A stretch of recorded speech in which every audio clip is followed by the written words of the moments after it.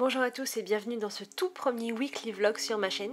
Et comme vous pouvez le voir, on attaque tout de suite avec mon petit déjeuner favori d'automne ou de pré-automne, le granola. Le granola que je fais moi-même depuis déjà maintenant plusieurs années.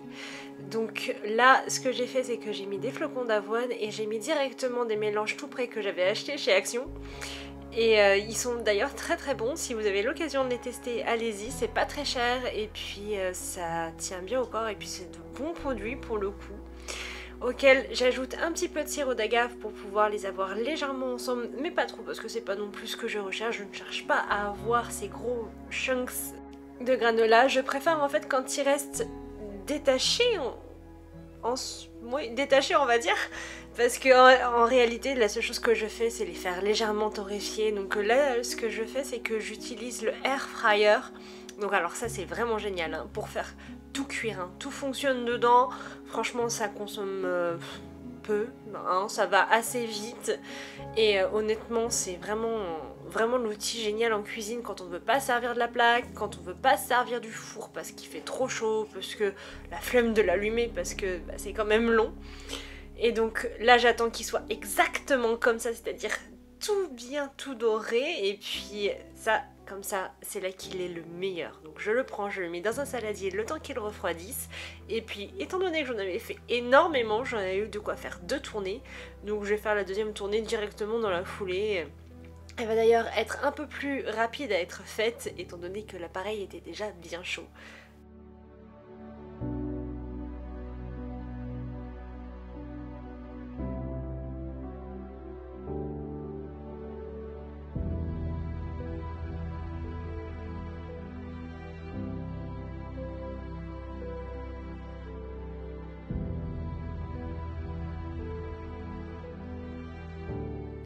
Un grand saladier comme ça me fait environ un mois et demi. Et ce que je fais, c'est que comme accompagnement, je prends soit un lait végétal, soit un skyr ou un yaourt grec. Et honnêtement, je trouve que c'est vraiment le mieux pour aller avec un granola. Ça fait vraiment très automne, c'est vraiment le petit-déj, mon petit-déj favori juste avant l'automne ou pendant l'automne. En plus, ça tient bien au ventre, donc c'est parfait pour la saison froide, enfin qui commence à devenir un peu froide. Bon, et comme j'ai fini l'ensemble que j'avais cousu pour ma maman, je n'ai pas résisté à l'envie de vous glisser une petite partie de cette couture, ou du moins des vérifications de cette couture, les dernières vérifications avant que je ne poste la vidéo en ligne dédiée justement, juste à la jupe. Donc je vous les mets là, comme ça vous pouvez le voir, un petit inédit que je n'avais pas mis dans le vlog pour la jupe.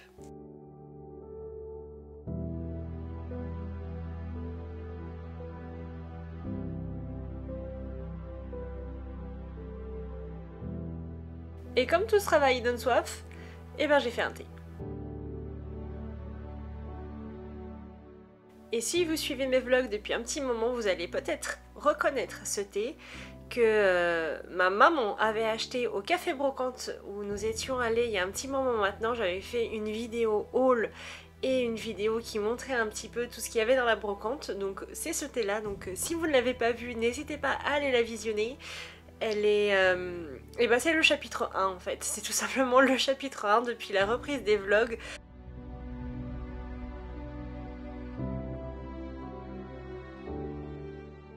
Et si vous aussi vous croquez sur ces tasses, ce sont des Isabelle Rose et on les a trouvées dans la boutique vintage dans le village d'à côté. Cette boutique, je vous en ai déjà parlé, c'est une véritable pépite. Et donc elles viennent de là-bas, mais si vous voulez la créatrice, c'est Isabelle Rose, donc vous pouvez la retrouver sur Instagram. Allez voir son compte, il est vraiment super joli.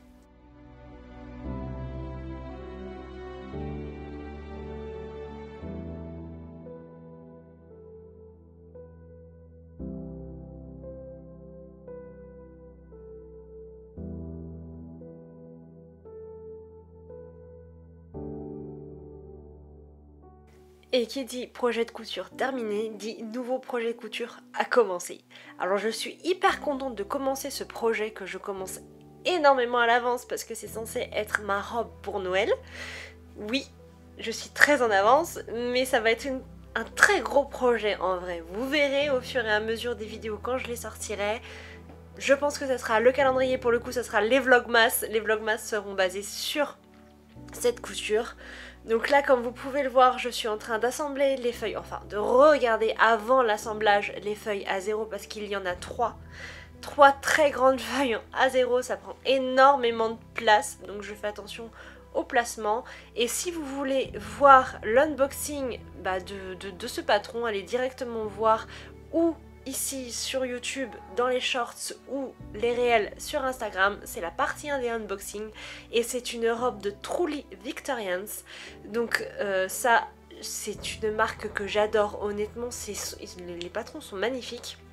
Et donc celle-ci, la référence c'est TVE 23 il me semble bien, et c'est la robe circulaire qui date d'après les archives de 1905, c'est à dire que plus qu'une robe, en fait, c'est surtout une jupe, mais que je vais assembler comme une robe avec un autre patron. Et honnêtement, même si tout est très bien mentionné, très bien marqué au niveau des placements pour pouvoir assembler les feuilles, ça m'a quand même pris un temps fou. Il me semble que j'ai mis environ 2 heures pour pouvoir tout bien assembler, déjà parce que ma table était très petite, que je ne pouvais pas forcément me mettre au sol avec les chats, j'avais pas envie de gérer les chats, même si j'ai quand même dû finir par le faire. Et comme vous pouvez le voir, c'est vraiment... c'est un monstre ce plan. Et donc quand j'ai regardé au niveau de ma facture, quand je l'ai reçue pour le unboxing, j'ai vu, quand tout est pour tout, les 3 feuilles faisaient 6 mètres carrés. 6 mètres carrés, c'est juste énorme. Et là vous pensez que l'assemblage est terminé, mais en fait non. C'est que la première partie de l'assemblage et il y a une deuxième partie. Après avoir assemblé les 3 feuilles A0 ensemble, il faut venir redécouper une partie de la grande planche des 6 mètres carrés pour venir assembler ce qui sera plus tard la traîne de la jupe au corps de la jupe. Oui, parce que j'ai carrément pris pour cette robe une jupe avec une traîne. Rien que ça. En même temps, ça faisait très longtemps que je voulais ce style de robe là. Je ne pensais pas pouvoir un jour en avoir une et je ne pensais carrément pas un jour m'en coudre une, mais j'ai toujours rêvé d'essayer de porter une de ces robes. Donc là ça sera chose faite, en plus ça sera ma robe de Noël, ma robe des vlogmas, et j'ai vraiment hâte de l'avoir terminée. Mais vous allez voir, j'ai prévu tout un tas de choses dessus, dentelle, broderie, perles, je ne vous en dis pas plus.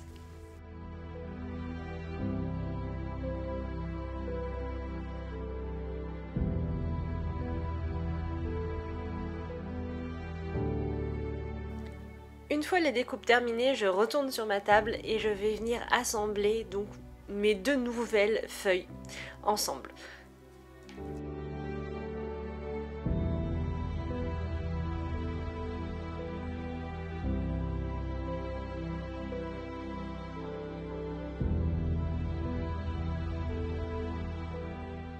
Et bien sûr, toujours prendre le temps de bien regarder avant de scotcher.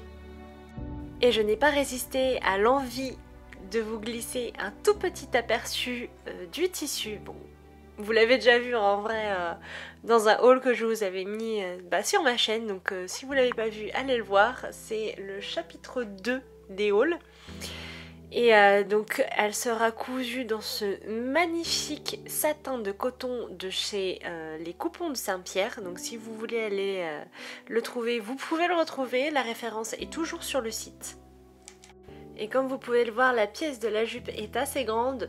Et ça, ce n'est qu'une seule pièce sur les deux parce que c'est une jupe composée de 2 pièces.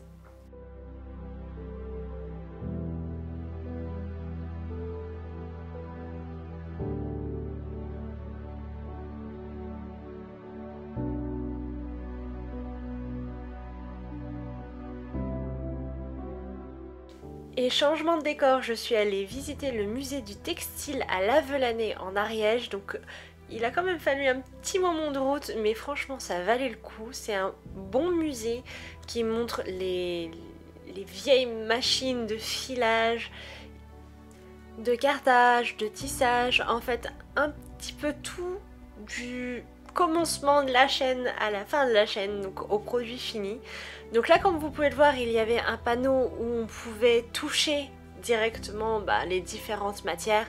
Donc là, le lin, la ramie, le chanvre, le coton. C'était vraiment quelque chose d'assez ludique et ça m'a vraiment bien plu à faire, à voir. Donc malheureusement je n'ai pas pu rester trop longtemps sur chaque panneau parce que sinon ce vlog aurait duré 1 heure rien que pour ces petits passages là, mais vous pouvez voir il y avait vraiment beaucoup, on apprend beaucoup, notamment aussi sur la teinture végétale et animale, parce que toutes les teintures malheureusement ne sont pas que végétales. On utilise, comme vous pouvez le voir, la cochenille mais aussi un coquillage. Donc là vous pouvez voir le murex qui permet d'obtenir la couleur la pourpre et pas le pourpre, c'est quelque chose de différent. Il y a le pourpre pour symboliser la couleur et la pourpre qui symbolise le pigment en fait. C'est la seule différence qu'il y a entre les deux, mais la couleur est la même. Et donc là il y avait des petites explications en fonction des plantes et des nuances de couleurs obtenues. Donc l'indigotier pour le bleu, la garance pour le rouge, la pourpre pour le pourpre. Et toujours pareil, on pouvait toucher et voir certaines matières qui avaient été préalablement teintes comme démonstration.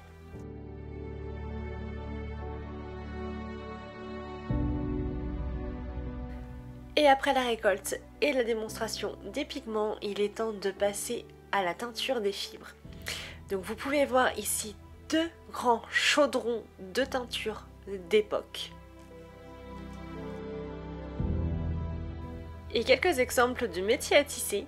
Donc vous pouvez voir il y a des différences donc en fonction de la taille, de la fibre utilisée, mais surtout des cadres. Alors le tout premier que vous voyez ici est un métier à 2 cadres.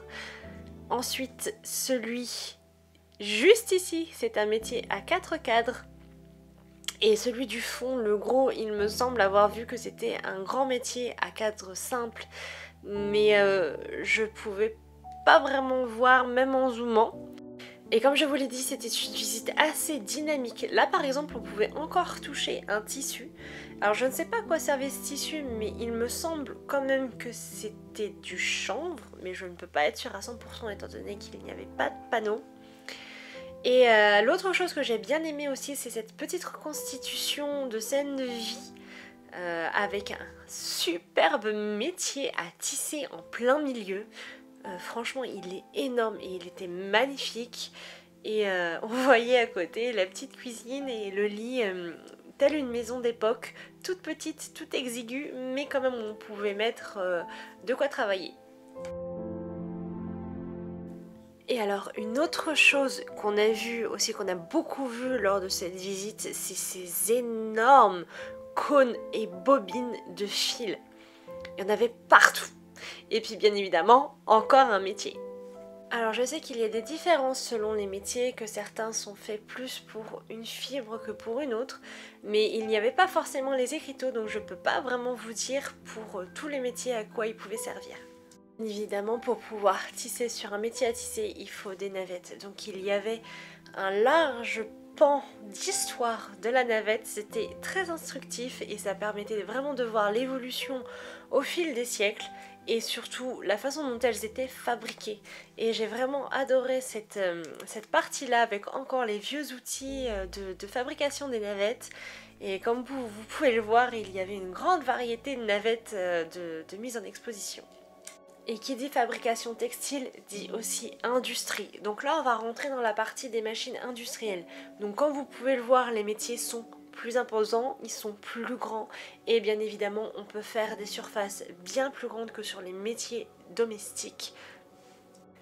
Il y avait même un métier jacquard. Donc comme vous pouvez le voir ici, c'est... Alors, là ici c'est pour les planches et là maintenant c'est les fabrications des plaques du métier jacquard.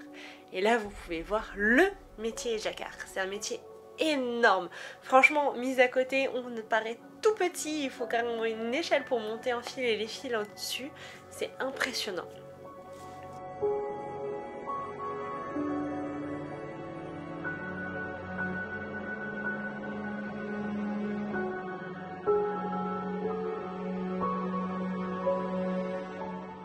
Et bien évidemment, on ne peut pas mettre le métier jacquard sans raconter son histoire. Qui l'a inventé, comment il a été fabriqué, comment il fonctionne.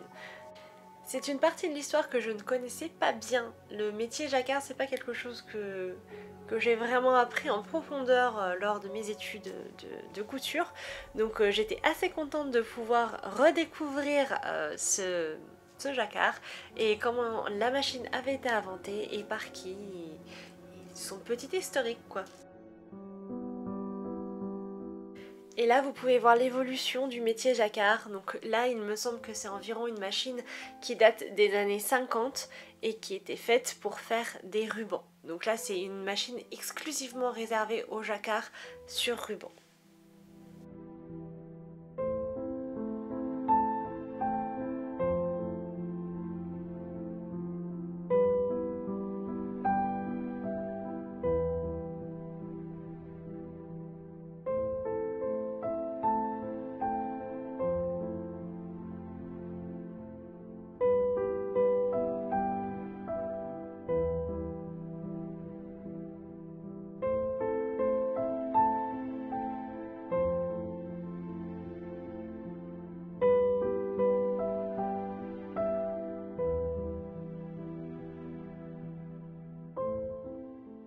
Vous vous souvenez des métiers à tisser de tout à l'heure? Et ben maintenant on va rentrer dans une ère encore plus industrielle que le début de l'ère industrielle avec des machines qui datent des années 50.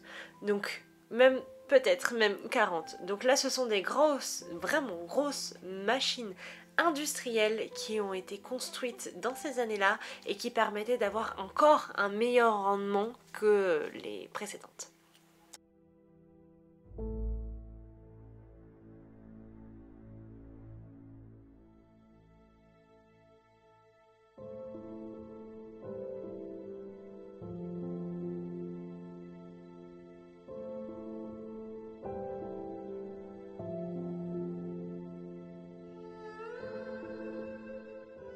Avec toujours ces montagnes de bobines de fil qu'il y a absolument partout dans ce musée.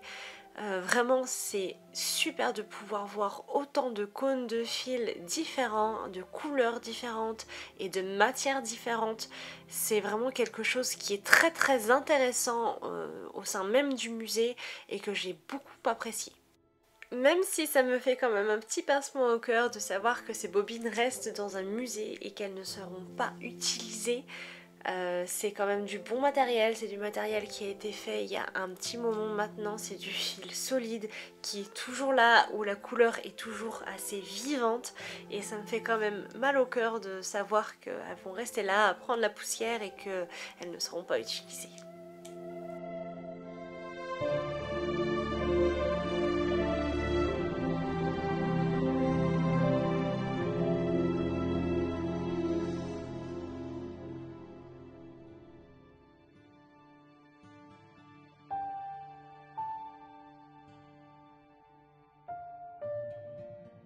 Jusque-là, on avait plutôt vu la fabrication du tissu. On va maintenant passer à la fabrication de la laine, ou plutôt l'utilisation de la laine. Donc comme vous pouvez le voir ici, on peut encore avoir quelque chose d'assez dynamique, c'est-à-dire qu'on va pouvoir venir toucher la laine sur le fuseau. Et pour ceux qui ne le savent pas, le fuseau est l'ancêtre du rouet. Et oui, ça n'a rien à voir avec le fuseau de Disney. Écharpilleuse, cardeuse, laveuse, il y avait absolument toutes les machines. Alors comme vous pouvez le voir ici, la première machine est une écharpilleuse, la deuxième est une trieuse, la troisième est une cardeuse, la quatrième permet une fois que la fibre a été cardée de mettre en bobine, donc c'est la toute première bobine avant le filage. Et si vous trouvez cette machine impressionnante, attendez de voir celle qui avait juste à côté, qui a exactement la même utilisation mais qui est beaucoup plus grosse.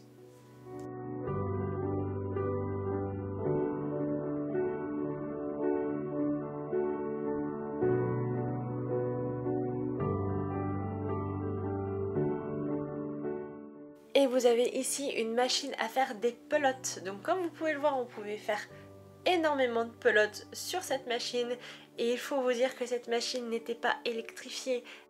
Tout se faisait à la main à l'aide de la manivelle. Et comme vous pouvez le voir, c'est assez impressionnant comme machine. Ensuite, vous avez le grand bac qui est une presseuse. Et ici, vous pouvez voir une machine pour faire des cônes de fil juste avant le tissage. Je ne sais pas pour vous, mais pour moi ça me fait vraiment quelque chose de voir ces vieilles machines sur lesquelles nos ancêtres ont travaillé, sur lesquelles nos ancêtres ont fait leurs vêtements, voir quelles étaient leurs conditions de travail. Et oui, c'est quelque chose qu'on ne voit plus aujourd'hui parce que c'est caché par l'industrie, parce que le secret industriel et puis toutes les normes à respecter qui font que désormais on n'a plus accès à ça, nous, en tant que personne lambda, même si on veut s'y intéresser réellement. Et la seule chose que j'ai vraiment reproché à ce musée, c'est que beaucoup de machines n'étaient pas étiquetées, donc beaucoup de machines n'étaient pas identifiables, justement parce qu'on ne les connaît pas, parce qu'on ne les voit pas, parce qu'on ne sait pas à quoi elles servent, hormis quelques-unes qu'on pouvait deviner, comme celle-ci qui permettait de faire des canettes pour des navettes. C'était un peu dommage, mais voilà. Bon, à contrario, on a de super beaux métiers bien étiquetés comme celui-ci, qui était vraiment magnifique. Il était splendide, tout ouvragé. Alors, il était mi-manuel, mi-électrique. Et franchement, j'étais bluffée par ce métier.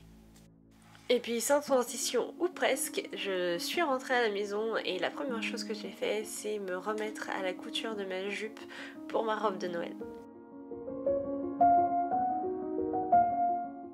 Je n'ai pas pu résister également à vous glisser quelques petits aperçus de mes tournages de réel.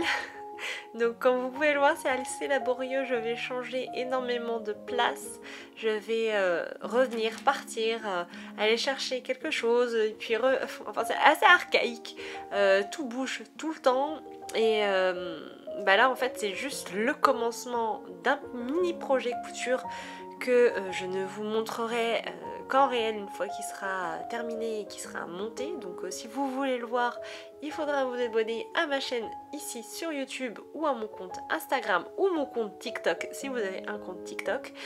Donc je vous laisse avec ces quelques petites minutes de tournage de réel et je vous retrouve juste après.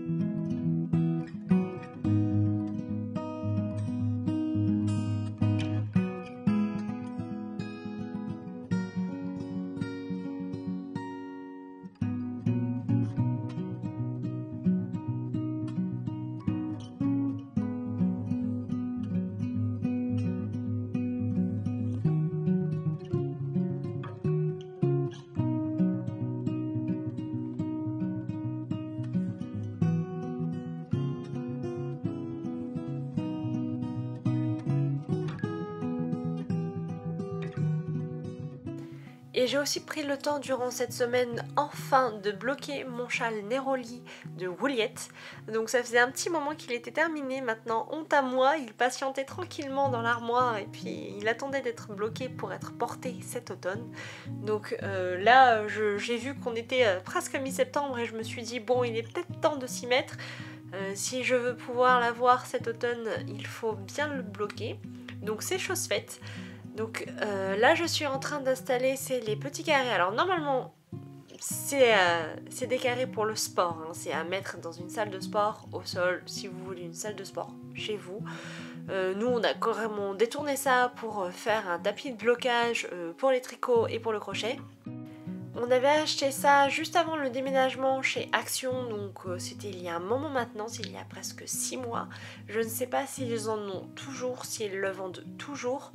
Mais honnêtement, si vous avez l'occasion de vous procurer des petits carrés comme ça, des tapis, je sais pas trop comment ça s'appelle, allez-y, c'est vraiment super, ça fonctionne très bien, ça permet de mettre les aiguilles, de bien tenir en place le tricot ou le crochet que vous voulez bloquer.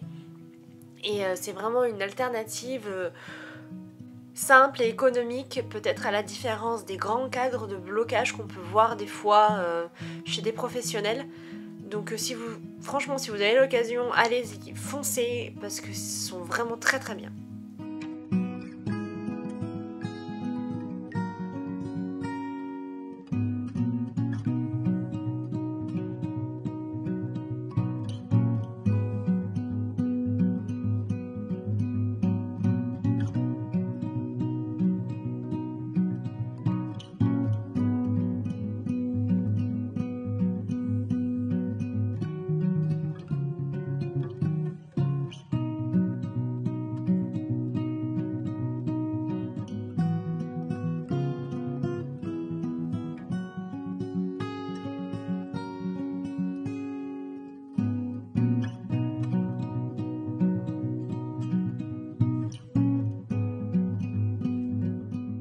Et comme vous pouvez le voir, c'était une journée assez vendeuse à la maison, donc c'était très bien parce que ça a séché très vite, à contrario des 2 autres projets que nous avions déjà bloqués avec ma maman qui avait mis 4 jours à sécher, malgré que ça soit dehors et malgré la chaleur. Donc pour le coup, ça a été très bien de pouvoir le faire cette journée-là, ça a été la journée idéale.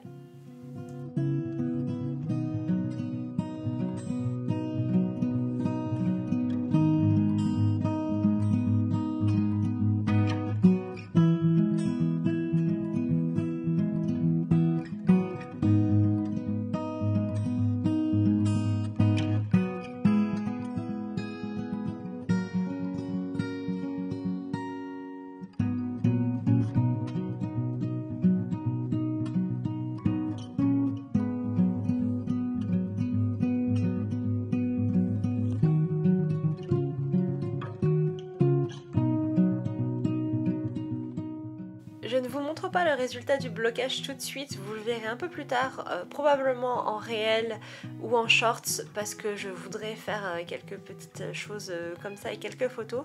Donc n'hésitez pas à vous abonner si vous voulez les voir. Et comme il n'y a pas que moi qui attends l'automne avec impatience, ma maman n'a pas résisté à l'envie de se tricoter un bonnet avec une laine rustique qu'elle a acheté directement au musée. On a eu la chance dans la boutique de voir plein de belles laines et elle a craqué sur celle-ci. Donc à voir bientôt pour un bonnet en laine rustique, je vous montrerai le résultat sur mes réseaux.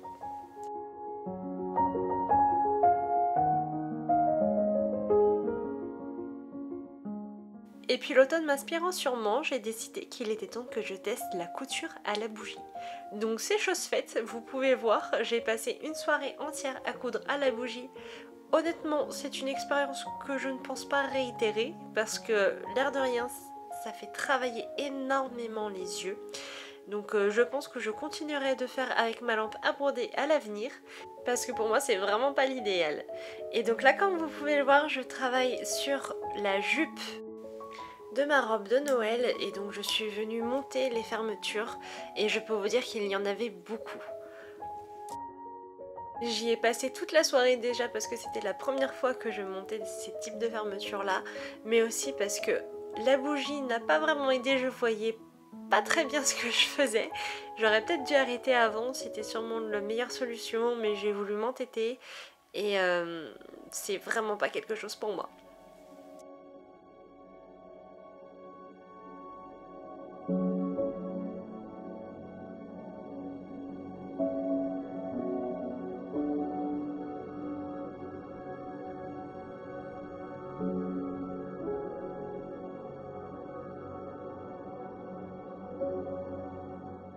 Sur ce tout dernier aperçu de la couture de ma jupe pour ma robe de Noël que je vous laisse, je ne vous en montrerai pas d'autres car je tiens à garder la surprise pour les vlogmas. Et moi je vais vous laisser ici, c'est terminé pour ce weekly vlog. Dites-moi ce que vous en avez pensé, si vous aimez ce format, si vous en voulez d'autres et ce que vous voudriez voir à l'intérieur. En attendant, je vous dis à bientôt pour de nouvelles aventures extraordinaires sur ma chaîne.